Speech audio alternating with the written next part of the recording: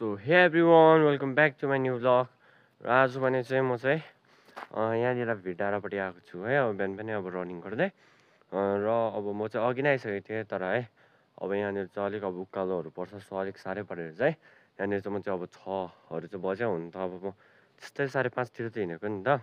र यहाँनिर चाहिँ तपाईँहरूले देख्न सक्नुहुनेछ है, अब मुन पनि लागिरहेको छ।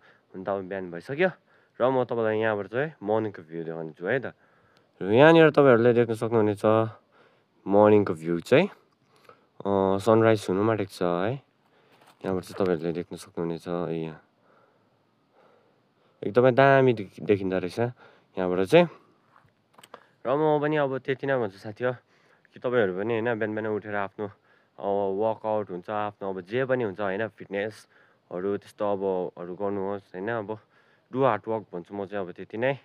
किनभने चाहिँ जति नै हार्डवर्क गरे भए पनि साथी हो डिसिप्लिन र कन्सिस्टेन्सी छैन भने चाहिँ त्यो हार्डवर्क चाहिँ फेरि के कामको पनि होइन नि। सो हामीले डिसिप्लिन र कन्सिस्टेन्सी चाहिँ अलिक मेन्टेन गर्नुपर्छ। सो डेली गर्नुहोस् होइन, अब डेली गर्नुहोस्, एक न एक दिन सक्सेस पाउँछ। सो यति भन्दै सो टाढा।